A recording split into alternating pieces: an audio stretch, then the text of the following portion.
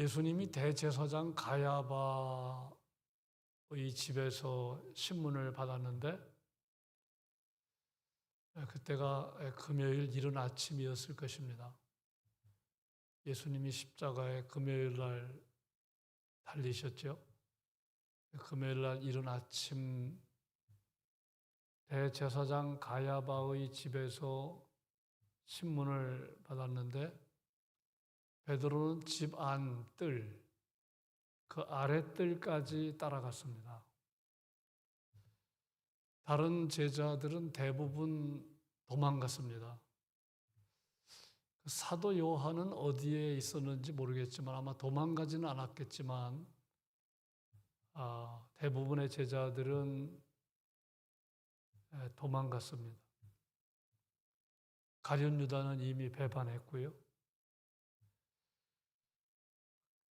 베드로의 모습은 사태 추이가 궁금해서 거기까지 따라간 것으로 이해가 됩니다. 그렇다면 베드로의 모습은 우리가 점수를 줄 만하죠. 다른 제자들은 보이지 않습니다. 그런데 베드로는 대제사장 가야바의 집 안뜰, 아랫뜰까지 따라갔으니 우리는 베드로에게 점수를 많이 줄 수가 있습니다.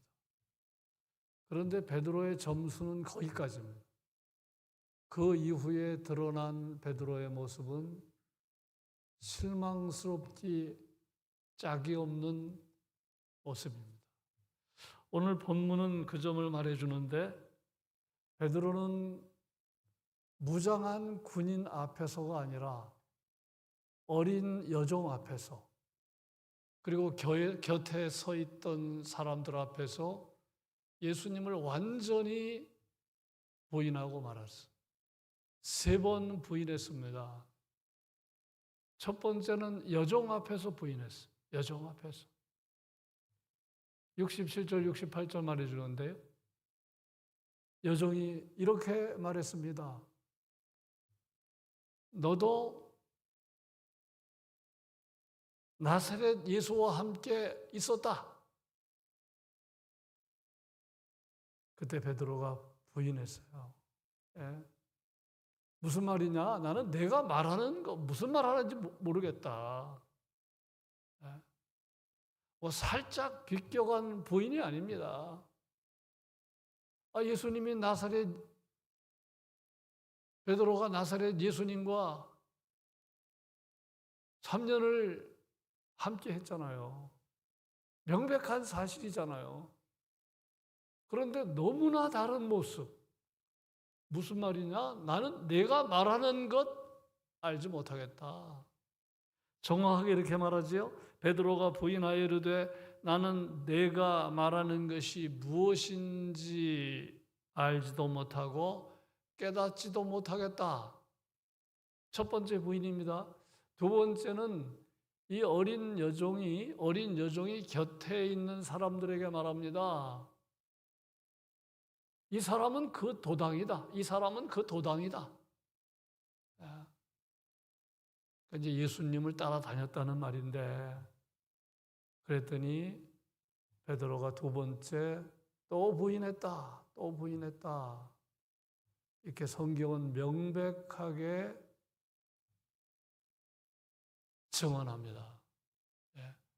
자, 세 번째는 곁에 있는 사람들이 이제 말한 겁니다. 곁에 있는 사람이 너도 갈릴리 사람이니 그와 함께 참으로 그 도당이다. 참으로 그 도당이다. 이번에는 어떻게 부인했다고요? 이번에는 저주하며 부인했고 맹세하며 부인했다는 거예요. 예수님은 맹세를 하지 말라고 했는데 맹세하며 부인했고 저주하며 부인했습니다. 베드로의 완전한 변절이지요. 완전한 변절입니다. 어떻게 수제자 베드로의 입에서 이런 말이 나올 수 있을까? 상상할 수 없는 현실이 일어난 것입니다. 자, 이런 베드로의 모습은 우리가 얼마 전에 있었던 모습과는 완전히 다르죠. 베드로가 뭐라고 말했습니까? 다 버릴지라도 나는 버리지 않겠나이다. 이게 얼마 전에 한 말이에요. 이게 바로 오늘 금요일 새벽이라면, 아침이라면, 이게 목요일 날 어제 한 말입니다. 어제. 예? 다 버릴지라도 나는 그리하지 않겠나이다. 내가 주와 함께 죽을지언정 주를 부인하지 않겠나이다. 몇 시간 전에 한 말이에요. 가룟 유다가 무리들 앞세워서 가룟 유다가 그 무리들과 함께 예수님에게 다가왔을 때 베드로는 칼을 뺐습니다. 대제사장을 쳐서 그 종의 귀를 베었다. 그런 사건도 기억하시죠? 그것도 목요일 날 일어난 일입니다. 얼마나 대담한 모습입니까? 얼마나 주님을 위하는 모습입니까? 거친 행동이긴 하지만 그런 모습이 명백하잖아요.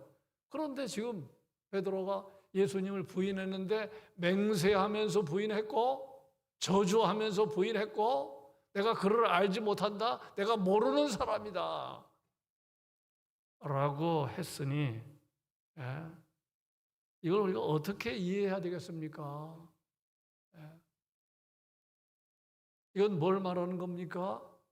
베드로의 이중성, 베드로의 양면성, 베드로의 표리부동 우리가 많이 듣는 말이죠. 겉과 속이 다르다. 우리는 베드로의 그 점을 지적할 수 있어요. 자, 표리부동한 인간이구나, 이중적인 인간이구나, 양면적인 인간이구나 우리는 지적할 수 있는데 놀랍게도 모든 사람들에게는 이중성이 있다는 거예요. 여러분과 한 목사에게도 이중성이 있습니다. 겉과 속이 다른 모습이 있습니다. 생각해보면 그런 사람들 때문에 예수님이 십자가에 못 박힌 거예요. 종교 지도자들의 모습을 보세요. 하나님 앞에는 굉장히 경건한 척하는데 사람들 막 무시하잖아요. 누가 그랬어요? 종교 지도자들이 그랬어요. 완전히 이중성입니다. 빌라도의 이중성. 무죄라는 거 알았어요. 그런데 십자가에 내주었잖아요. 이중성이잖아요. 무리들의 이중성. 예수님이 예루살렘에 입성할 때 뭐라고 그랬어요? 호산나 찬송하리로다 하면서 열광했어요. 그런데 며칠 후에 예수를 십자가에 못 박으라고 한 입에서 전혀 다른 두 소리가 나온 거예요.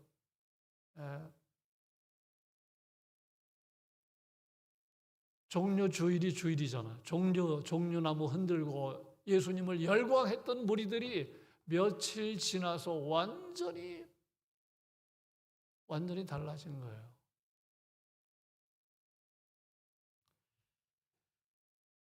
자, 여러분 잊지 마십시오. 우리 자신을 너무나 과신하면 안 돼요. 우리 자신을 너무나 과신하면 안 됩니다. 우리는 얼마든지 쓰러질 수. 다윗과 같은 믿음의 사람이 여자 앞에서 쓰러졌다고 하면 모든 남자는 다 쓰러질 수 있는 가능성이 있는 거예요. 다른 사람이 쓰러진 게 아닙니다. 굉장한 믿음의 사람, 하나님이 인정했던 다윗이 쓰러졌다고 하면, 다윗이 간음죄를 범했다고 하면 모든 남자는 간음죄를 범할 수 있어요. 가룟 유다가 물질 때문에 넘어졌다고 하면 모든 사람은 다 물질 때문에 시험 들고 넘어질 수 있는 거예요. 베드로가 주를 부인했다고 하면 우리도 다 속절없이 그런 상태에 있을 수 있는 게 바로 여러분과 저입니다. 그러니까 사람 과신하면 안 돼요. 내가 대단하다고 생각하면 안 됩니다. 이 베드로의 연약성이잖아요. 여러분, 하나님의 성령이 역사하지 않으면, 성령이 충만하지 않으면 우리는 다 별 수 없어요. 다 쓰러집니다. 넘어집니다. 초라한 모습을 봅니다. 보입니다. 그러니까 우리가 교만하면 안 돼요. 교만한 건 분수를 모르는 거예요. 우리는 언제나 겸손해야 돼요. 언제나 머리 숙여야 돼요. 예. 수제자입니다. 수제자. 그러나 성령이 강하게 역사하면, 성령으로 충만하면 또 다른 모습을 보여주는데, 여러분 스데반의 모습을 보세요. 어떻게 이해해야 됩니까? 막 돌이 날라옵니다. 돌에 맞아서 피를 흘립니다. 죽어갑니다. 그런데 저들을 용서했잖아요. 이거 어떻게 이해해야 되겠어요? 여러분 사도 바울의 모습을 어떻게 이해해야 되겠습니까? 예수 믿는 사람들을 지독하게 핍박했던 사도 바울, 옥중에서도 기쁨으로 충만했어요. 은혜로 충만했어요. 한 목사가 늘 말하잖아요. 현재적인 천국, 현재적인 천국 말하는데, 현재적인 천국으로 살았던 사람이, 현재적인 천국을 경험하고 살았던 사람이 바울입니다. 그 로마 옥중에서, 옥중 서신, 에베소서, 빌립보서, 골로새서, 빌레몬서의 내용을 보세요. 완전히 자유함, 죽음 앞에 자유함을 누린 사람이에요. 현재적인 천국을 누린 사람이에요. 기쁨 충만한, 은혜 충만한 삶을 살았던 거예요. 어떻게 가능한 것입니까? 성령의 사람이 되면 그렇게 된다는 거예요. 주기철 목사님, 손양원 목사님은 일제의 엄혹한 박해치하에서도 고난을 극복했어요. 죽음의 공포를 이겼어요. 끝까지 주님을 증언했어요. 그러니까 이 성령 충만하면 어떤 일이 벌어지는지를 말하는 것입니다. 우리가 마태복음 7장과 누가복음 11장은 병행본문입니다. 복음서에 마태, 마가, 누가, 요한복음에는 병행본문이 많이 나와요. 무슨 얘기냐면 한 사건을, 예를 들면 오병이어 사건 같은 게 마태, 마가, 누가, 요한복음에 다 나옵니다. 그런데 표현이 약간 달라요. 그런 걸 병행본문이라고 그래요. 근데 마태복음 7장 잘 아시죠? 구하라, 찾으라, 두드리라. 그런 말씀입니다. 누가복음도 그런 말씀인데, 그런데 마태복음에서는 구하고 찾고 두드리는 자에게 좋은 것 주시지 않겠느냐 그렇게 말씀했는데, 누가복음 11장에서는 구하고 찾고 두드리는 자에게 성령을 주시지 않겠느냐. 그러면 좋은 것 이퀄 성령이에요. 여기서 말하는 성령을 주시지 않겠느냐는 말은 성령을 체험하지 않겠느냐 그런 뜻입니다. 여러분과 저에겐 다 성령이 계셔요. 여러분과 제가 주님을 믿기 때문에 주님을 믿는 사람 마음에는 성령이 다 계세요.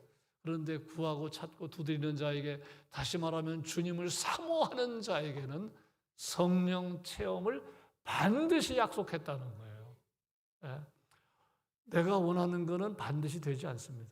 될 수도 있고 안 될 수도 있어요. 내가 원하는 거는, 그러나 성령을 원하는 사람들, 성령 충만을 원하는 사람은 100% 된다는 거예요. 이게 얼마나 신나는 일입니까? 성령의 사람이 되면 우리는 고난을 이기는 겁니다. 현재적인 천국을 사는 것입니다. 죽음에서도 자유함을 누리는 것입니다.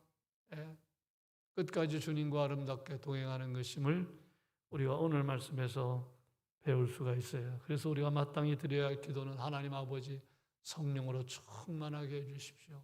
나를 불쌍하게 여겨주십시오. 언제나 교만의 자리에 있지 않게 해주십시오. 겸손한 마음으로 살기를 원합니다.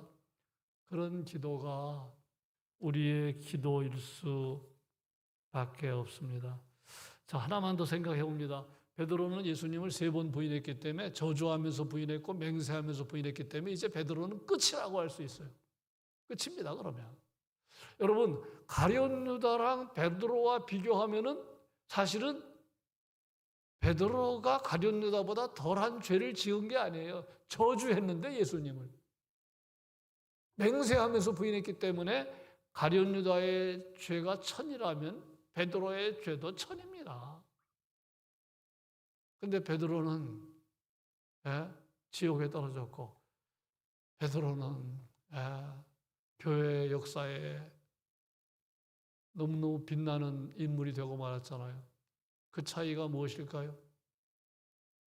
오늘 말씀에서 우리가 유추해 볼 수가 있는데 베드로의 극적인 변화가 오늘 말씀에 암시됩니다. 극적인 변화.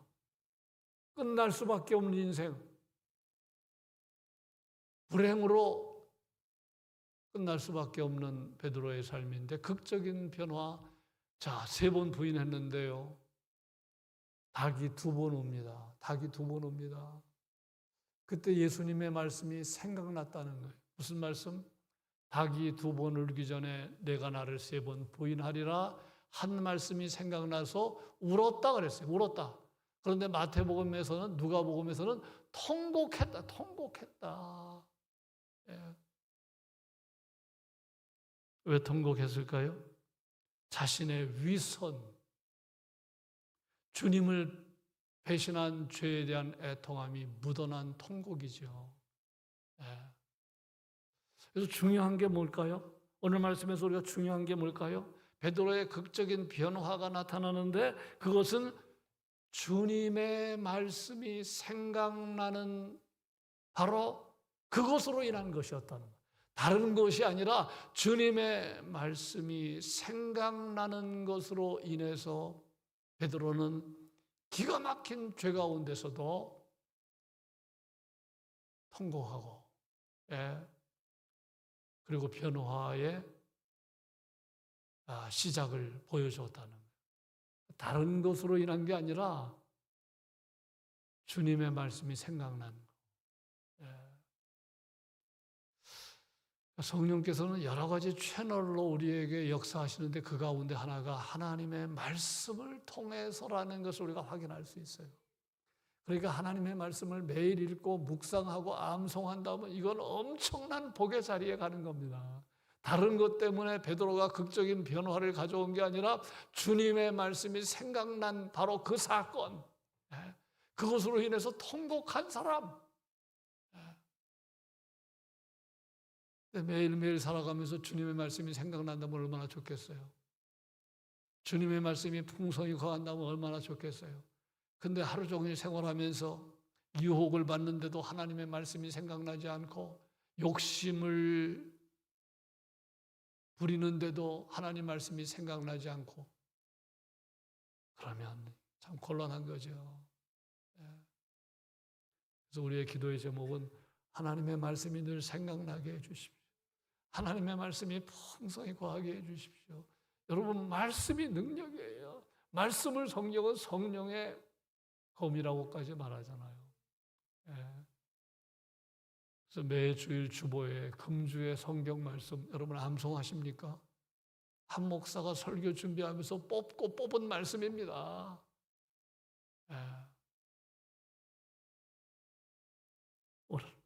오늘 여기까지 말씀드립니다. 종종 주님의 말씀이 생각나서 세상살이가 힘들어도 다시 일어서고 인생을 새롭게 사는 복이 우리 모두에게 임하기를 축복합니다.